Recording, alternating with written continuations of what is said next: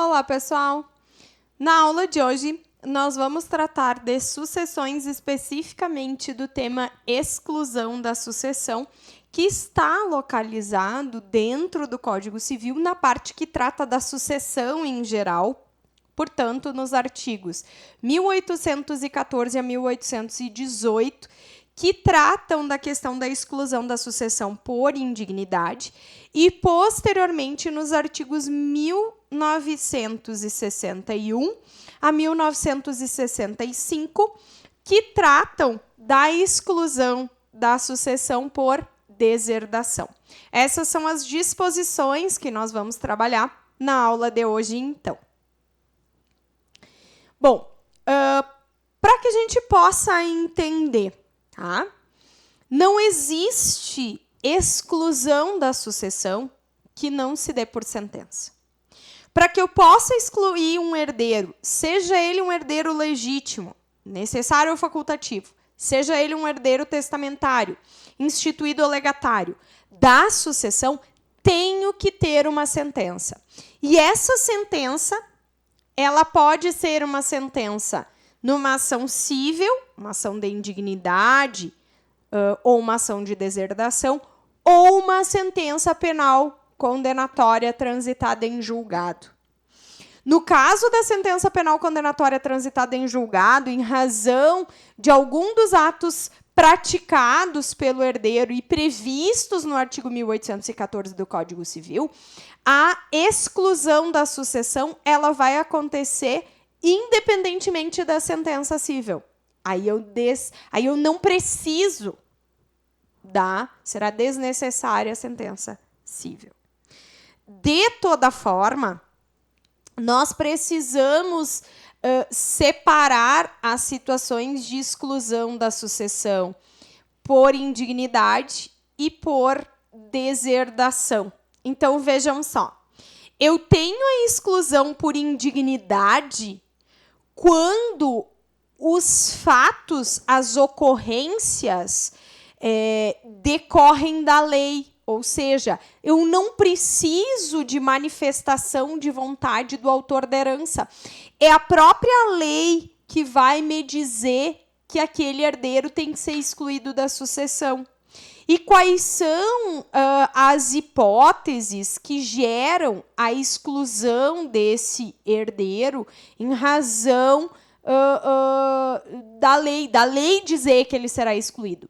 São os atos previstos no artigo 1814 do Código Civil.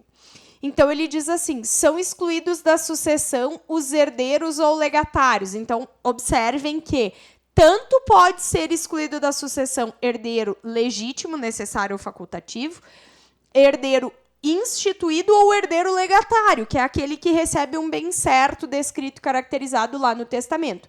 Então, em razão da lei excluir o herdeiro da sucessão, tanto pode ser excluído o herdeiro legítimo, como também o herdeiro testamentário. Tá? Muito bem. O que esses herdeiros têm que ter feito para serem eles excluídos da sucessão?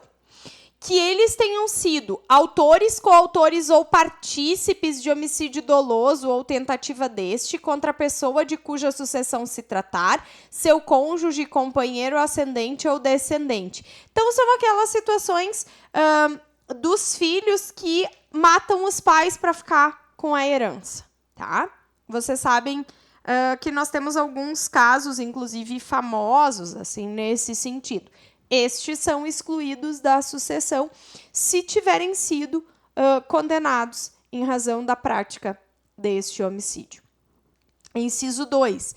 Que houverem acusado caluniosamente em juízo o autor da herança ou incorrer em crime contra a sua honra ou de seu cônjuge ou companheiro. Também aqui temos casos recentes aí, famosos, de filhos que praticam acusações caluniosas em juízo contra os pais, e os pais, nesse caso, podem manifestar através de testamento o desejo de excluir o herdeiro, ou então, se não for manifestado, em razão de confirmação desses atos, porque aqui é a lei que está dizendo que eles serão excluídos, independentemente de manifestação, ficarão eles, então, fora da sucessão.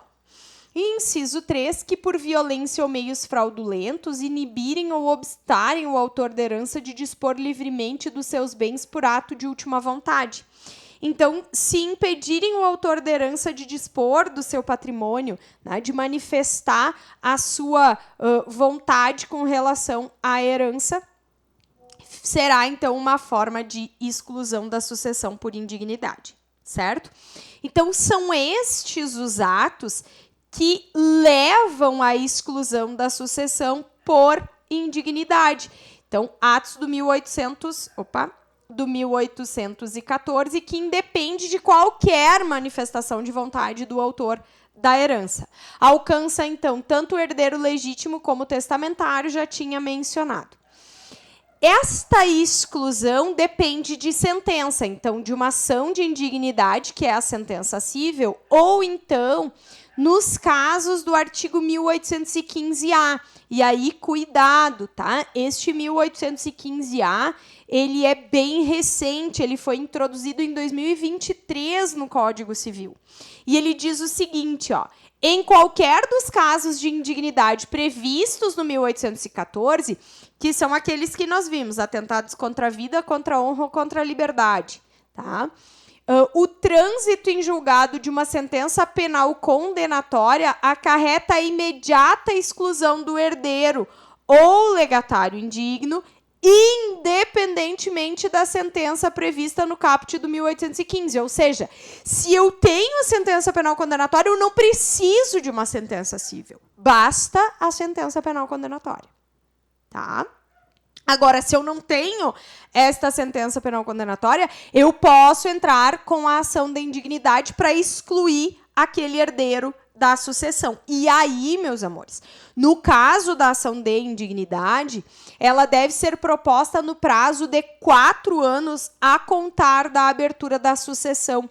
É isso que está previsto no artigo 1815, parágrafo 1º do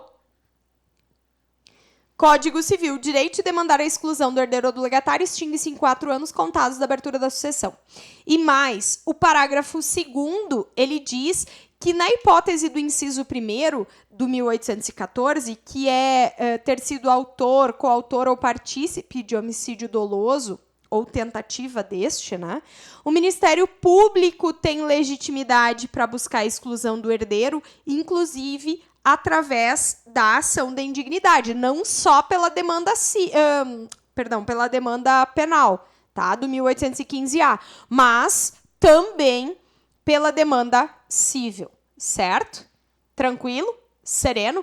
Então, vejam só, já falamos do 1814, já falamos do 1815, já falamos do 1815-A. Agora, o 1816, ele vai me dizer o seguinte, que os efeitos da sentença que exclui o herdeiro da sucessão, esses efeitos, eles são pessoais e não passam da pessoa do herdeiro excluído. Portanto, o que isso vai gerar como consequência? O que vai trazer como consequência? Que o herdeiro que foi excluído, se ele tiver descendentes, os descendentes herdam no lugar dele. Então, olhem o seguinte exemplo aí. O José, em 2024, ele matou o próprio pai, tá? Ele matou o próprio pai e, portanto, foi condenado e foi excluído da sucessão. Só que o José tem 2 filhas, a Maria e a Ana, e a Maria e a Ana não tem nada a ver com a bobagem que o pai fez, com o crime que o pai praticou. Então, nesse caso, com a morte do João, o Pedro recebe 1/3 da herança por direito próprio, o Paulo recebe 1/3 da herança por direito próprio e o 1/3 que seria do José, a Maria e a Ana vão receber por representação. Neste caso aqui, tá? Como o herdeiro foi declarado indigno, como ele foi excluído da sucessão, o José ele perde o direito à administração e ao usufruto legal dos bens dos filhos menores de idade, e ele perde o direito de herdar sobre estes bens, tá? É o que está previsto no parágrafo único do 1816. O excluído da sucessão não terá direito ao usufruto ou à administração dos bens que a seus sucessores couberem na herança, nem a sucessão eventual desses bens. Certo? Tranquilo? Sereno? Muito bem. Aí, gente, nós precisamos considerar que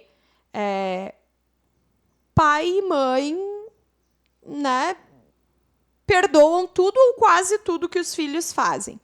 Então, o artigo 1818, ele diz que aquele herdeiro que tiver praticado os atos do 1814 pode ser perdoado pelos pais através de testamento ou outro documento autêntico, que é o chamado perdão do indigno. Tá? Então, essa é a chamada reabilitação expressa. Só que se eu não tiver reabilitação expressa e se o indigno for contemplado no testamento do autor da herança, e se esse testamento tiver sido feito em um momento em que o testador já tenha ciência dos atos praticados pelo herdeiro, é a reabilitação, vamos dizer, tácita do herdeiro, perdão tácito do herdeiro indigno. Certo? Tranquilo? Sereno? Bom, e aí, pessoal, a gente precisa agora, então, tratar da deserdação, que é uma outra forma de excluir o herdeiro da sucessão. Só que, diferente da indignidade que decorre da lei, que independe de manifestação de vontade do autor da herança, a deserdação, ela decorre da manifestação de vontade do autor da herança, que através de testamento manifeste, diga que pretende deserdar o seu herdeiro necessário. Porque vejam só, a deserdação, ela está disciplinada lá no Código Civil, nos artigos 1961 a 1965. E o 1961 diz, os herdeiros necessários podem ser privados da sua legítima ou deserdados em todos os casos em que podem ser excluídos da sucessão. Portanto, a deserdação só vai excluir os herdeiros necessários, descendentes, ascendentes e cônjuge da sucessão. Mais do que isso, para que a deserdação aconteça, ela precisa ter a manifestação da vontade do autor da herança no testamento com a indicação da causa da deserdação. Necessariamente, precisa o autor da herança lá no seu testamento indicar qual é o motivo, qual é a causa que está gerando aquela vontade dele de privar o herdeiro necessário de receber a sua legítima. E quais são, então, as hipóteses que podem gerar a deserdação do herdeiro? São aquelas mesmas que geram a indignidade, lá do 1814, atentados contra a vida, contra a honra ou contra a liberdade, e ainda as hipóteses do 1962 e 1963 do Código Civil. Então, vejam lá. O 1962 são situações que autorizam a deserdação dos ascendentes pelos descendentes, ou seja, são os pais que vão deserdar aos filhos. E o 1963, ele traz aqui... Opa!